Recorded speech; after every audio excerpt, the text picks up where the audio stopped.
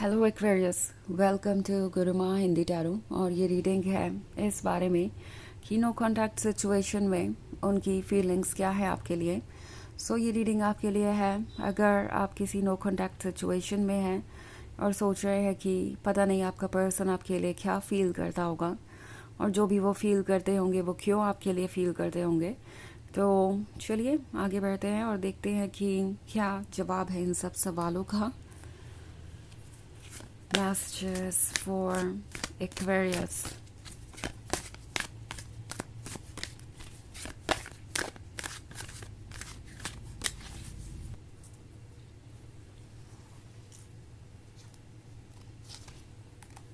Temperance,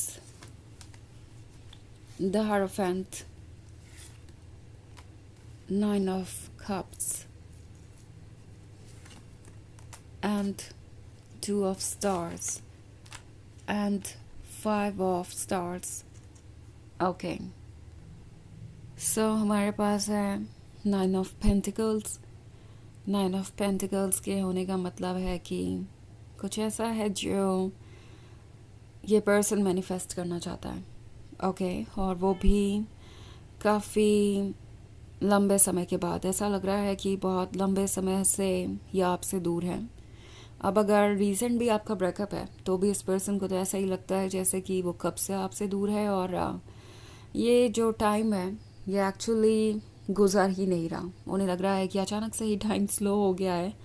और अगर हम ये कार्ड देखें टू ऑफ स्टार्स का, शायद इस पर्सन ने आपसे दूर जाते वक्त ये सोचा नहीं था कि वो आपको इतना मिस करेंगे, उन्हें इस रिलेशनशिप की इतनी ज़रूरत होगी।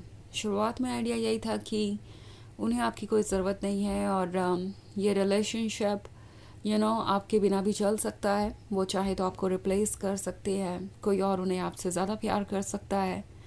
इनफैक्ट फाइव ऑफ स्टार्स है तो इन्हें उम्मीद नहीं थी कि ये पास्ट की तरफ मुड़ेंगे या इसके बारे में कभी सोचेंगे भी।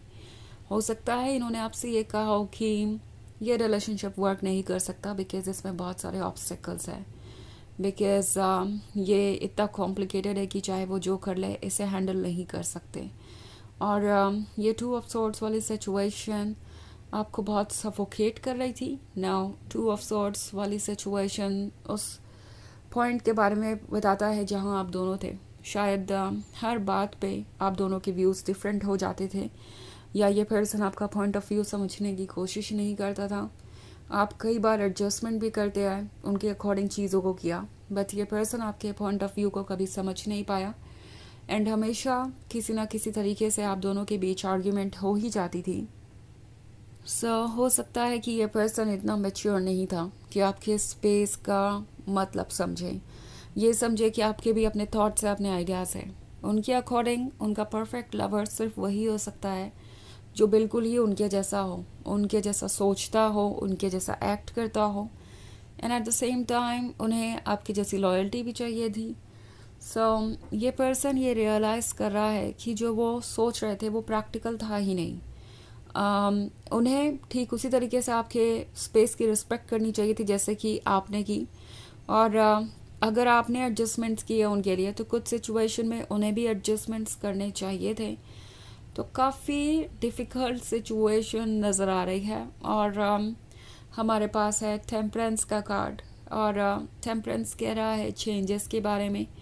जो भी चेंजेस आए हैं अभी तक वो इस पर्सन के लिए आई ओपनिंग थे। उन्हें दिखाई दे रहा है कि उनकी मिस्टेक्स कहाँ थी। ऑल्सो द हायरोफेंट है। उन्हें लगता है कि उनकी सोल आपकी तरफ खिंची चली जाती है, चाहे वो जो भी करें। वो आपके बारे में सोचना बंद नहीं कर सकते, आपको इग्नोर नहीं कर सकते, बिकॉज द हायरोफेंट उन्हें आपकी याद दिलाता ही रहेगा। द हायरोफेंट आपका साथ हमेशा चाहेगा। ये पर्सन ये फील कर रहा है जैसे कि उनका वैसे भी कोई कंट्रोल नहीं है खुद पे। वो एक तरीके से कंपल्सिव लवर बन चुके हैं जिसका आइडिया उन्हें नहीं था। उन्हें नहीं लग रहा था कि ये इतना भी मुश्किल हो सकता है। ओके अपने माइंड को बार बार कन्विंस कर रहे हैं कि उसे आपके बारे में सोचना नहीं चाहिए। और जब उनका हार्ट उन्हें कहता है कि उन्हें आपको अप्रोच करना चाहिए, आपके साथ रिकन्सिलिएशन करना चाहिए, तभी ये माइंड फिर से एक्टिव हो जाता है। उन्हें कहने लगता है कि उन्हें अपने ईगो के बारे में सोचना चाहिए, उन्हें अपने लाइफ के बारे में सोचना चाहिए, एंड मोस्ट इम्पॉर्टेंटली उन्हें किसी भी तरीके से रिजेक्शन के फियर को अपने मन से निकाल देना चाहिए। एंड उसका एक ही तरीका है कि वो आपको अप्रोच ना करें। सो इनका माइंड इन्हें कहता है कि व्हाट इफ़ अगर आपने उन्हें रिजेक्ट कर दिया तो फिर उनकी क्या रिस्पेक्ट रह जाएगी। इसलिए ये पर्सन जितना हो सके उतना साइलेंट है और चीज़ों पे वर्क नहीं करना चाहता। काफ़ी मैच्योरिटी नज़र आ रही है मुझे इनके अंदर, और आप दोनों सेम लेवल पे नहीं हैं एनर्जेटिकली। चीज़ें हो सकता है वर्क ना करें। हालांकि ये एक जनरल रीडिंग है तो ये सबसे रेजोनेट नहीं होगी। एनर्जी रिवर्स हो सकती है अगर आप क्रॉस वॉचर हैं। इसके अलावा अगर आप पिछले वीक की रीडिंग देखना चाहें या ईयरली रीडिंग देखना चाहें 2025 की, तो उसका लिंक आपको डिस्क्रिप्शन बॉक्स में मिल जाएगा हमेशा की तरह। तो चलिए आगे बढ़ते हैं और देखते हैं और क्या मैसेजेस हैं आपके लिए। Messages for Aquarius, Four of Cups, Ten of Stars, Knight of Swords, Four of Pentacles, Eight of Cups. Okay, so Ten of Swords है तो ये डेफिनेटली सफ़र कर रहे हैं। जो ये अकेलापन है, ये हेल्पलेसनेस है, वो इन्हें क्रेजी कर रही है। उन्हें समझ नहीं आ रहा कि वो इससे कैसे बाहर आएंगे। फोर ऑफ पेंटिकल्स है तो ये पर्सन अभी भी सोच रहा है कि आपको अप्रोच करने का सबसे बेस्ट तरीका क्या है, और उन्हें लगता है कि अगर वो कुछ गिफ्ट आपको ऑफ़र कर सके या कोई कांटेक्ट इनिशिएट करे तो चीज़ें बदल सकती है। क्योंकि ऑल ऑफ अ सडन उन्हें रियलाइज़ हो रहा है कि किस पॉइंट पे उन्होंने इस रिलेशनशिप को छोड़ा। अगर हम एट ऑफ कप्स देखें तो उन्हें रियलाइज़ हो रहा है कि आप दोनों कितने क्लोज आ चुके थे अपने गोल के तरफ। आप दोनों कितना कुछ अचीव कर सकते थे साथ में। 10 ऑफ कप्स परफेक्ट रिलेशनशिप को दर्शाता है, और 8 ऑफ कप्स तो आपने अचीव कर ही लिया था, और उस पॉइंट पे इस रिलेशनशिप को छोड़ना कहीं से भी सेंसिबल नहीं था। अब नाइट ऑफ सोर्ड्स का कार्ड है तो नाइट ऑफ सोर्ड्स के होने का मतलब है ये पर्सन डेस्परेट हो रहा है, क्योंकि ये जो लोनलीनेस है ये इन्हें बहुत ज़्यादा अफेक्ट कर रहा है। ये जो नेगेटिविटी है इनके आसपास वो इन्हें परेशान कर रही है और वो इससे बाहर आना चाहते हैं। ऑल्सो हमारे पास है फोर ऑफ मून। तो इनके लाइफ में चाहे जो कुछ भी हो, इन्हें किसी चीज़ से सेटिस्फैक्शन नहीं मिल रहा। अगर आप नहीं है तो किसी भी चीज़ का कोई मतलब नहीं है, किसी भी चीज़ को ये एंजॉय नहीं कर पा रहे।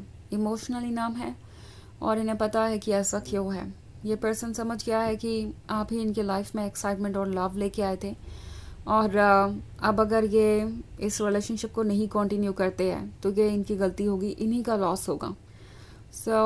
चलिए देखते हैं कि आपके लिए ऑरेकल मैसेज क्या है।